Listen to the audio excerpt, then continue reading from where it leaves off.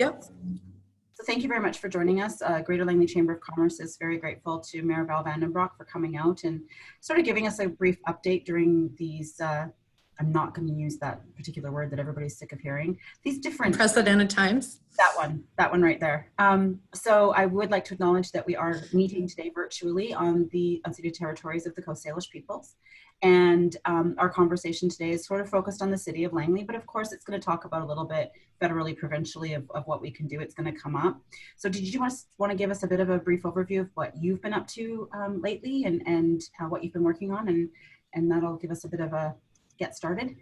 Yeah, sure. Yeah, my schedule has completely changed. I'm used to going to, 3 or 4 or 5 events a day. So my schedule has changed in a sense that I'm doing a lot of Zoom, still working with Metro and TransLink and such. So yeah, it's, I think everybody is adapting and, all these Zoom meetings and committee meetings, the whole online and that sort of thing. So, it is what it is, and I think everybody's done a really good job of adapting to it. I agree. Tuesdays are my 8 to 9 Zoom calls a day on that. Yeah, and then throw in Skype and yep. It's ever funny when I go onto a different platform, I'm like, how do I work this? It's not Zoom. Exactly. Get trained very well.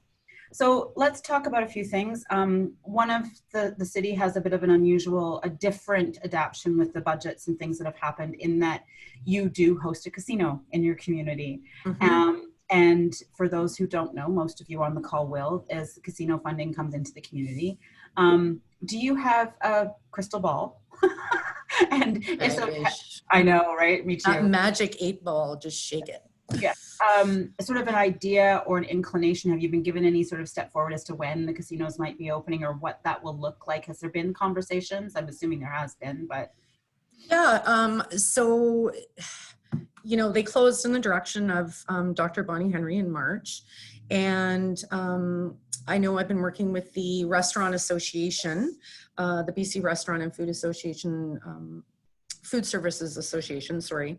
And they've been coming up with some plans on and policy on how they're going to reintegrate, so to speak, and open up restaurants in the future. So they're working on policy and planning and such. So, we're looking at, with the casino, not necessarily the casino floor opening up, but the possibility of starting with the restaurants because they have the Atlas and the Match and such. So that's how we're looking at starting off of getting the casinos back up and running, is starting with the restaurants. So letting them do the takeaway delivery model that everybody else has been able to do, but they've been shut down because of their affiliation with the casino. Correct. And, Dr. Bonnie Henry has talked about how, in the future months to come, we're going to have a plan on how we're going to have to open up things just a little bit at a time. So that's what they're working on right now of how far away the tables have to be, how many people can be in, because we're not going to see those restrictions lifted for over 50 people throughout the summer. She made that very clear yesterday.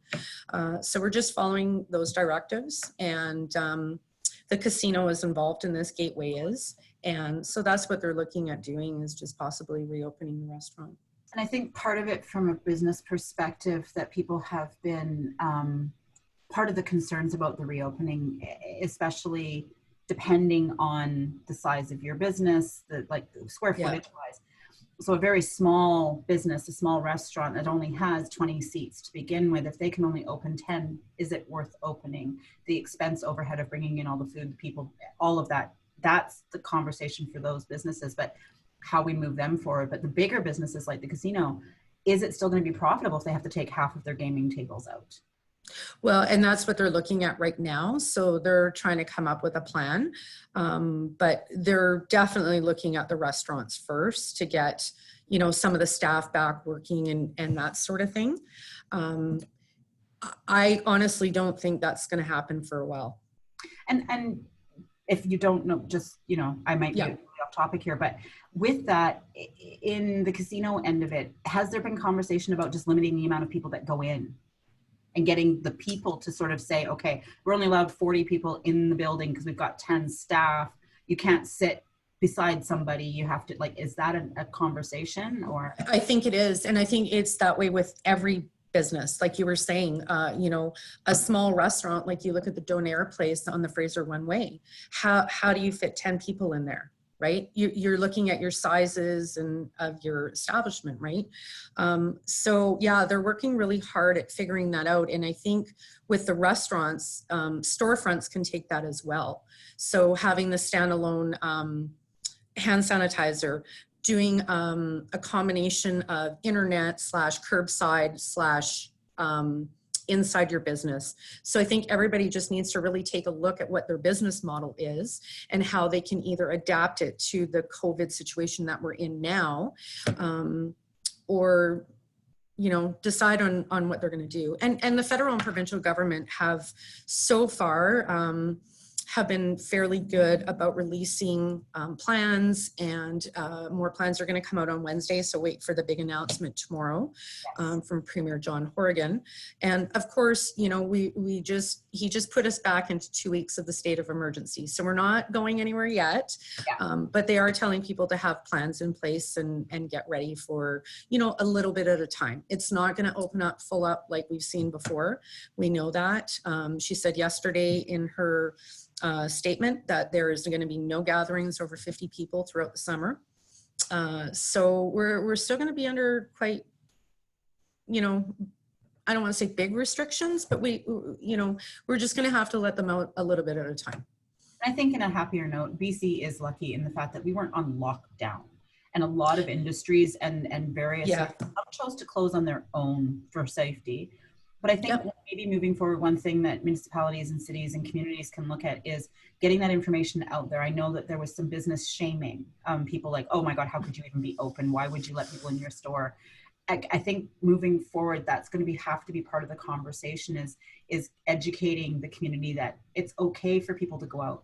It's okay for people to do things. I think some people take it on themselves to kind of police those matters. And I think that's part of some of small businesses hesitant to rush back into opening up is that online shaming. Yeah. And that's totally, that's actually a really, really good point. So I think moving forward, I know as a chamber, one of the things that we're going to be talking to people about is businesses are allowed to be open. These are the rules and this is the structure, and making sure that people understand that. Because people look at something like, for instance, the whole thing online with Costco, you must wear a mask to go into Costco.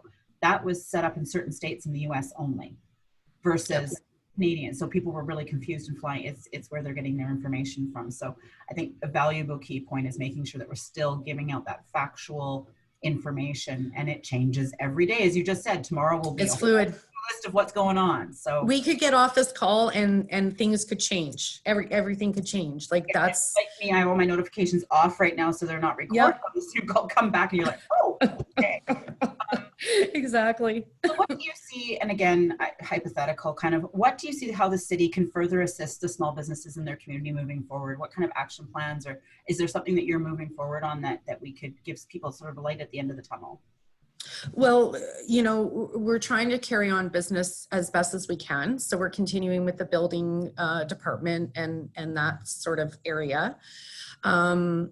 We're working with the DOBA and you folks as well to try to get the word out of what restaurants are open, what businesses are still operating during this time. You know, we're trying to promote the Takeout Wednesday, you know, buying gift certificates, buying local, trying to advertise that as much as possible. We're also looking at bringing back the Economic Development Task Force on May 14th. So you folks are a part of that. So I think that'll be a really good opportunity to sit down with all the community members that we have at that table to find out where we're at and where we're going to go, and have a discussion about that and get ideas from everybody around the table on how we go forward with that. Because that's totally sectoral. What's going to work for small retail isn't going to work for manufacturing. What's going to work for manufacturing isn't going to work for salons and nail products. And while you brought up the Downtown Langley Business Association, I just want to thank and commend Terry on the work that they've been doing. It's been fabulous. I've been lurking in social media on the background while I do my own stuff, and when it comes up that we can work together, I've been passing it along. So Yeah, you both guys, both organizations have been absolutely fantastic.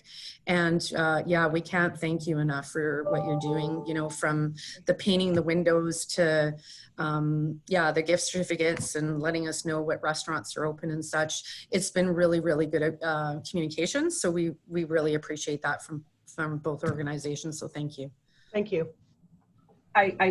So moving forward with that, one of the things that we were kind of established as a chamber, sort of some maybe low hanging quick things that we can do to help our members moving forward is the WHO has put together a risk checklist for reopening. And the WHO is very high level. It's not specific to country or region, not depending on your medical. So of course, Dr. Bonnie is going to be the be all and end all. That's where my information stops, but we're going to work forward on a bit of a checklist for each sort of sector. I mean, agriculture doesn't apply to the city.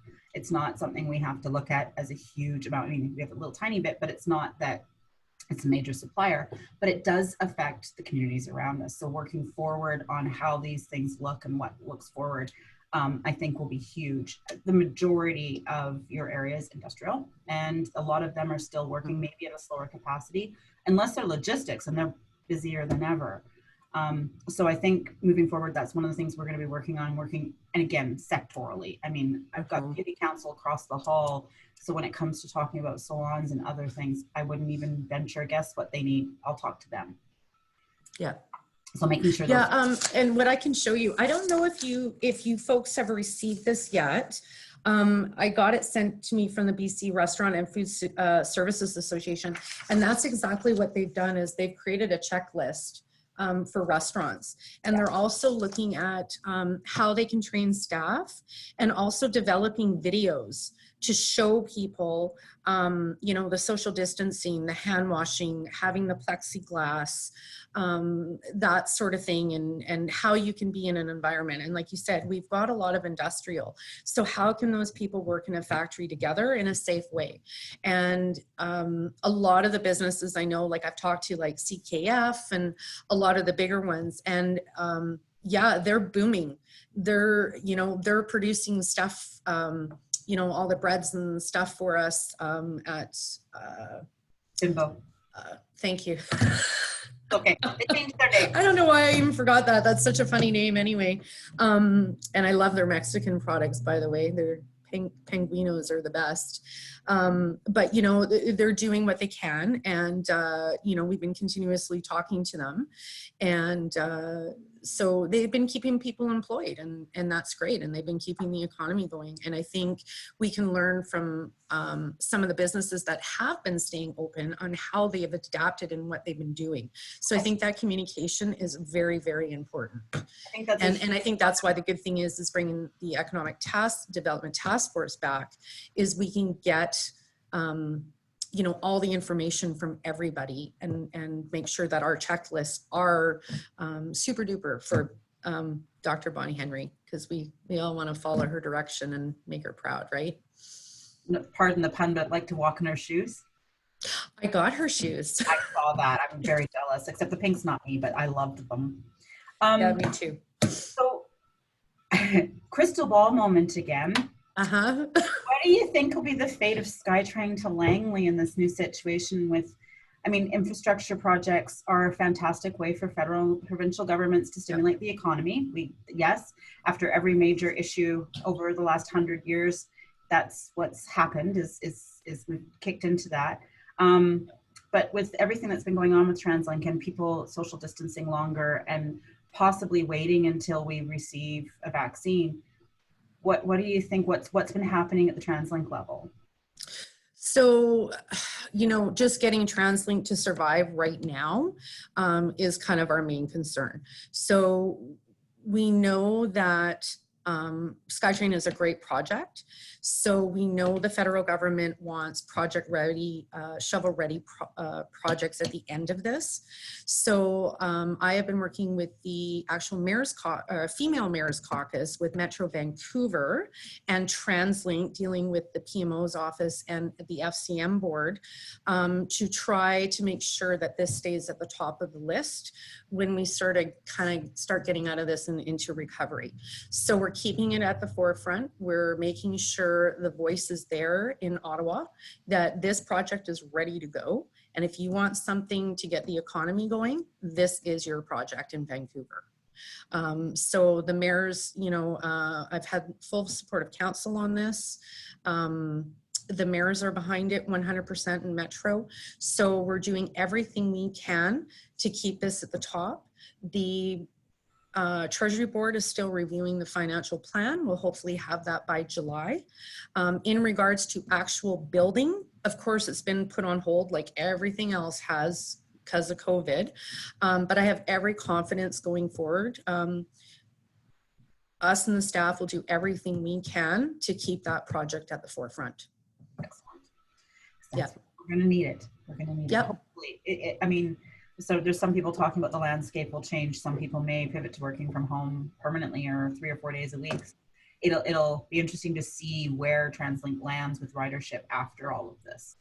Yeah, and there's data going both ways that it'll increase and whatnot. But again, unprecedented times. We've never been through this before, so we don't know if people are going to be leery going out. And like you said, until we get a vaccine, quite honestly, things are going to be on a smaller scale everywhere in everything we do. So that's reality. And then part of the reality is to the fall is a definite. I mean, we're looking at and expecting a second wave, possibly, and it would be for fall if things follow the timeline. The biggest concern, I think, from the business community on every level that I've spoken to, whether it be municipal, provincial, or federal, and businesses of all shapes and sizes, they don't think a second shutdown, they can survive it. So that's exactly. We really, as a chamber organization, looking at, the small mom and pops, they're doing everything they can to get through this. And if things like you said, it's not going to be open the doors and everybody goes running out. Nope. It's going to be a trickle effect. So as that trickle starts and people get going, that's great. But if we do have to walk it back, that's where we could possibly see some devastation to the business community even more. Yeah, and I think people have to get creative, like Dr. Bonnie Henry was saying, you got to do the curbside, you got to do the internet, and maybe even partner with another business if you have to stay afloat, right?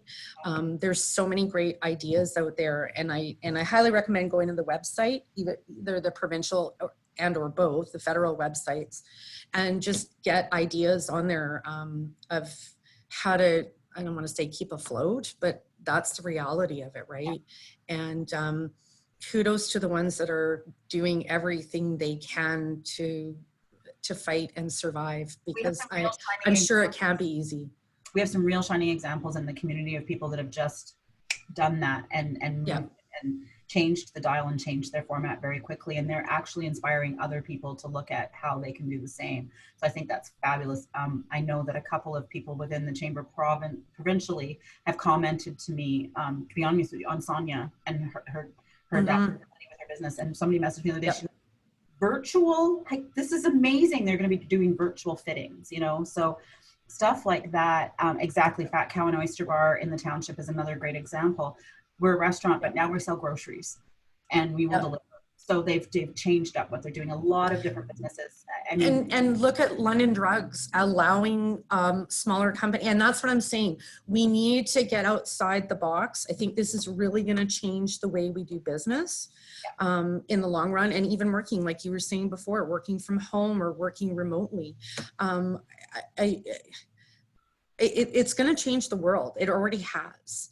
And we have to kind of get our heads wrapped around that the way we did business before is not probably going to be the way we're doing business moving forward. So I think the communication and taking those examples of the things that are working, like you said, like the Fat Cow, what's it called? Fat Cow and Oyster. Oh, I couldn't say that. But getting, and Sonia from Forever Yours, and getting their stories out and sharing it with the other businesses, I think that's really important. Even Megan, whose last name changed and it used to be Parker, because I always mess up saying her last name, with the local space, and instantly pivoting her entire business to Shopify. and then being a prime example on how it can be done. Like when I read her message in the morning saying 3 hours or 3 days and it's done. She just hunkered down for 3 days and put every item she had in the store up and got it all running. So she became sort of a bright light for a lot of small retailers to realize, hey, I can do this too. So we've been running Shopify webinars and linking up Shopify with other people. Terry knows this one as well. We've all worked together with local BC. We were doing our project on Buy Local Langley, started off in February and then boom, March hit. So we've changed that now to allow for people to put in their name, their business, sign up for their business to be part of the gift cards. And it's free. Almost every other platform is going to ding you a 5, 10, 15, 20%. But this platform right now, for the businesses that sign up as soon as possible, they get 100% of the fee. So if you buy a $100 gift card from them, they get the $100. And I thought, you know, for us to change that up and offer that, I think is a fantastic opportunity for our local businesses. So it's getting that message out and getting people realizing that they can participate in these. Yeah, no, and I think that's good. Like I bought a couple of cases of root beer from Stickies, you know, because I couldn't have the root beer festival. So there's absolutely great ways out there, like the gift certificates, to promote these businesses. You know, even buying a haircut when you know you're going to get out of this from your barber, so they can have the money now to keep them going, right? Just little things like that. So it's really important. So how, I'm assuming, and that's assumption, that you're working on sort of a how and when, again, of course, waiting for the medical community to come forward and say yes, but rec centers, the city's opening plan, do you have kind of an idea of what you're doing, or were you able to change up some of what you offer and move it around? And if so, let us know what it is. Yeah, so the rec center is closed. Actually, City Hall is closed to the public. We are looking at ways of eventually in the future opening up. And of course, you know, plexiglass again, standing stickers on the floor for standing lines, that sort of thing. You know, Dr. Bonnie Henry said yesterday, smaller is better as in groups, and outside is better than inside. So maybe some outdoor fitness, maybe dog parks. I'm not sure. Don't take my word for that. But those are kind of the things I could see. Outside stuff, kind of, you know, we open up the community gardens again. So when it's safe to do so. So yeah, no, we have staff working on it. And again, you know, we're not there yet. We're just thinking about it. So yeah, staff is working on plans. So we'll come out with that when the time is right. Let's put it that way. Exactly, when you're told you can. Yeah, exactly. I get it. So I feel like I'm grounded and like I can only go, you know, like certain, I don't know, it's just weird. You really are. Just saying. Yeah, it's just, it's super weird. I was watching Three's Company last night and I felt like I was back in elementary school and, you know, stuck at home and couldn't go anywhere. And yeah, it's weird feelings, this COVID, I'll tell you. It's an interesting concept. I you know, I wouldn't tell my parents, but I really miss having my dinners with my parents. Zoom is my mom's right? Way better than mine. But last week, I believe it was, you announced a change to your budget. Mm-hmm. Thank you very much for taking the consideration of business organizations that wrote in letters saying, please help. So we appreciate that. So did you want to comment? I'm also curious on the deadline for comment for your new budget. I know I noticed on the website that you have put out a call for comments. You want to give us some information about that? Yeah, absolutely. So the comments have to be in before no later than noon on Monday, May 11th, because we will be doing the third and final reading later that afternoon at Committee of the Whole. I believe it's 3 o'clock. So up until then, you can send us your comments on what you think of our adjustment from, I believe it was 6.67 down to 1.83. Yeah. So, and we extended the deadline. So for businesses to pay the taxes, and I believe that's October 1st. So light industrial and commercial properties. That's a penalty to October 1st. Yeah. What about residential? Residential, we're still hoping that people will pay it by July 2nd. We're still keeping that date. A lot of people have it incorporated with their mortgage with the banks. So a lot of people can still pay it, or they've gotten help from the bank. So we want to keep people on that schedule. And not only that, we do need the cash revenue. So we do know a percentage of our population can still pay the taxes, because some people are still working. That's the reality of it. And we still need to pay our bills. So we still need to pay, you know, all our TransLink and Metro Vancouver and water and the assessment authority. We still have to pay those on time. Now, the only other thing was the school taxes. Those have, I think, been deferred till later. So Province got some and then deferred. Yeah. Which, yeah, was the province's decision to do that. So, you know, we're hoping that enough people do continue to pay the residential taxes on July 2nd to keep our cash flow going, so we don't have to borrow money as well. And that'll help us all out in the long run. Well, it's really hard for you. I mean, the charter dictates what you can and can't do. You can't run a deficit budget. No, we cannot. So, you know, and the province has not liked those rules. That's the one thing that the feds and the province haven't given us yet. Yeah, that's one thing that hasn't come up for municipalities, and some of them are calling for it. So, yeah. Yes. So I've gone through my list of questions, and I was wondering if anybody would like to type into the chat box. I can go from there. I did want to just say again, you know, working together, partnership. I'm very excited that we're bringing back the task force to start having those conversations about what the future looks like and how we move forward in it. I think it's essential. I mean, we're having those conversations on every level, on provincial, federal, you name it, this past week. And again, sort of the reopening and what it looks like. And it will vary so much for every person. I think, you know, that's going to be that part of it. And I think one of the things that we really, really need to look at, as again, I said, is the messaging around it, making sure that people understand that it's okay for people to be open. It's okay for two people to be in the store. It's, you know, that kind of a situation. So hopefully that's something that we can all participate in moving forward. Yeah, I agree. And I think it's very important. And to hear from all the different, from nail salons to restaurant, everybody is so different. And, you know, we're just going to have to follow the direction of Bonnie Henry and the province. And that's the other thing. Some of them were forced to, like, not forced, but were told to close for health purposes. So they were a direct order from Dr. Bonnie's office. And some chose to close for the sake of their own staff, their own health, their safety, the community safety. So I think that's part of what in BC, that's the tricky part too, is some people assume, general public assume that those stores are supposed to be closed because they were ordered to, when actually they weren't. So some pulled back and said, okay, let's see how this works. And then we're able to reopen with guidelines in. And I think sort of giving people that quick tick sheet of this is what you need. Like you said, the plexiglass industry is definitely a place to be right now. Yeah, absolutely. That and hand sanitizer and PPE equipment and stickers. Yeah, and that's the other topic though with the PPE. You look at it like salons, nail salons, and others. That's a personal service. Massage. I mean, it doesn't get much more personal than that. So where the parameters are going to be, and is the equipment that they're going to need be available? And now, again, businesses need to look and go, okay, this is the cost factor of reopening. This is how many people I'm going to be allowed to. My fear as a chamber CEO is that some businesses are just going to say, I can't make any money here. It's not worth it. So that's where I'm hoping we don't have a slight second wave, because there was initially a few people that just went, I'm going to retire now.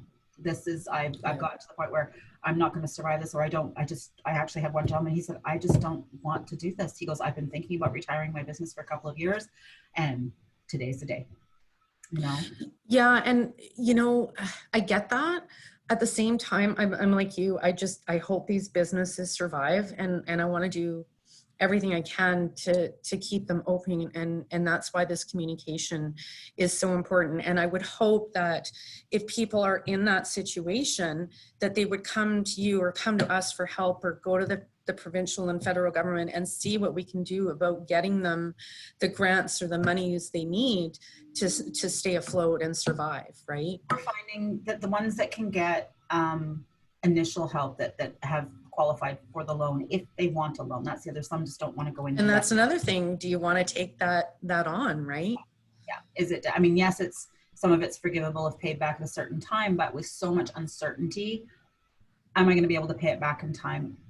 Are the rules going to change?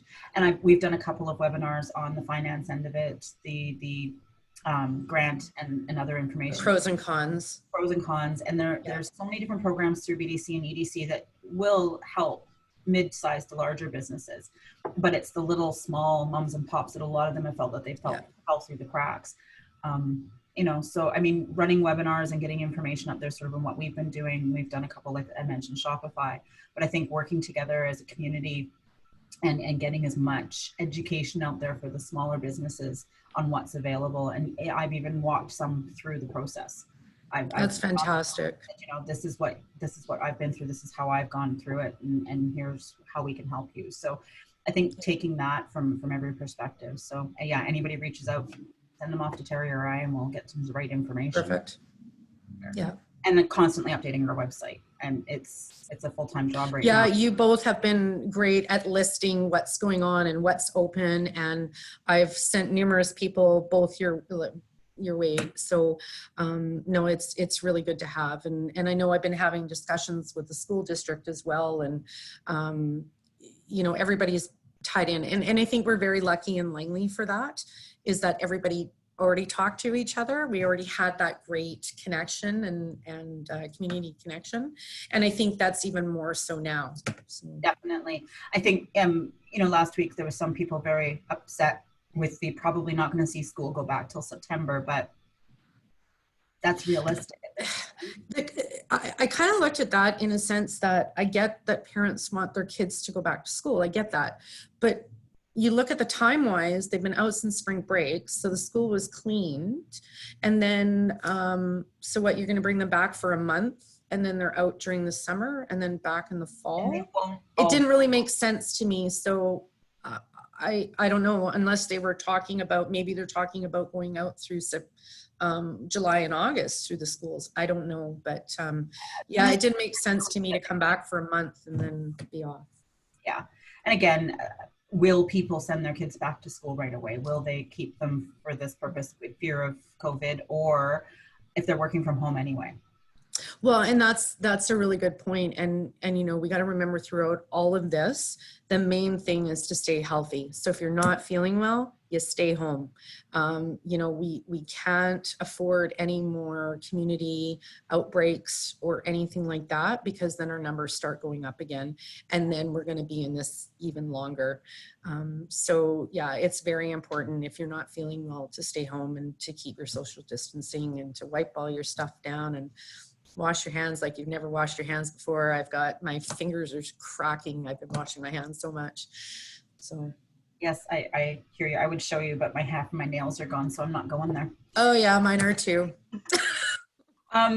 With that too, a whole other industry we haven't really talked about, and it's being talked about a lot at the chamber network level and what we're working on provincially, is tourism.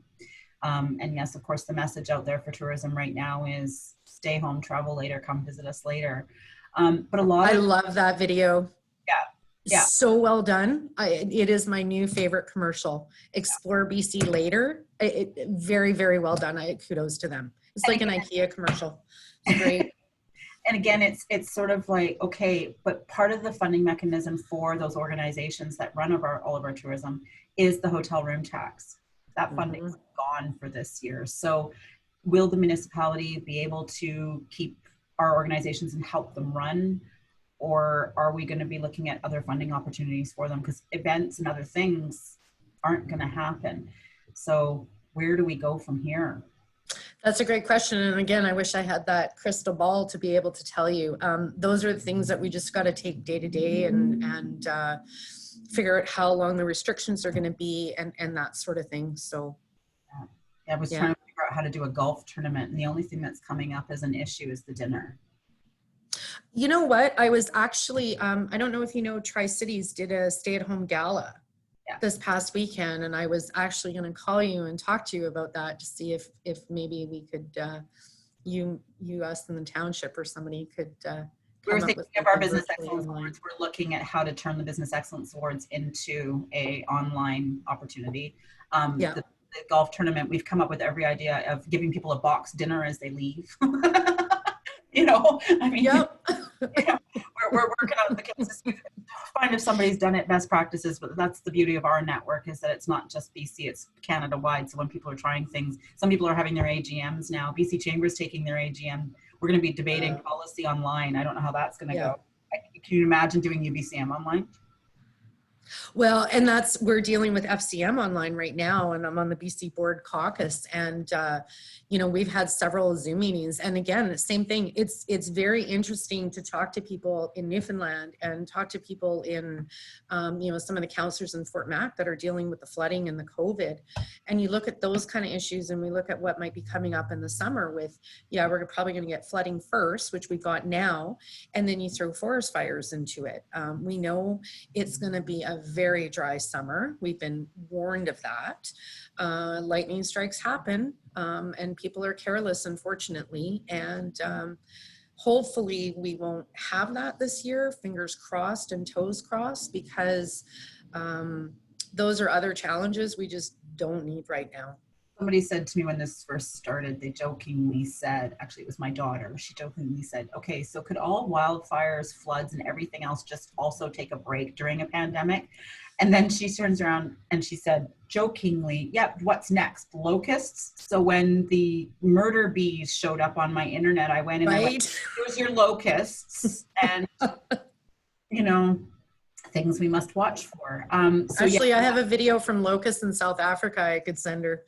That just happened last week, and she'll be totally terrified. Stop, be careful what you wish for, because exactly. You don't need another thing. So having not seen any questions pop up in the chat box, did you have anything else you'd like to touch on further, or?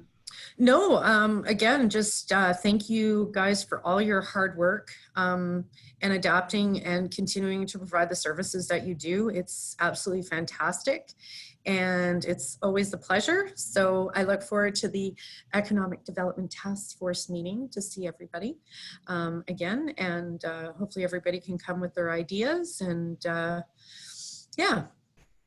So Val, Taya just mentioned, Val, thank you for all your hard work as well. Oh, thanks, Taya. Hope you're keeping well. So thank you to everybody for logging in today, for your time. And Val, thank you very much for joining us. If we're still doing this whole working from home thing at the end of June, July, we'll have you back. Or if there's a major change or something we want to talk about, we'll definitely have you back anytime soon, and feel free to Sounds good. Well, thank you so much for having me. I really appreciate it, Colleen. Thanks to everybody for coming on today. Thanks very much. We'll talk to you soon. Cheers. Thank you.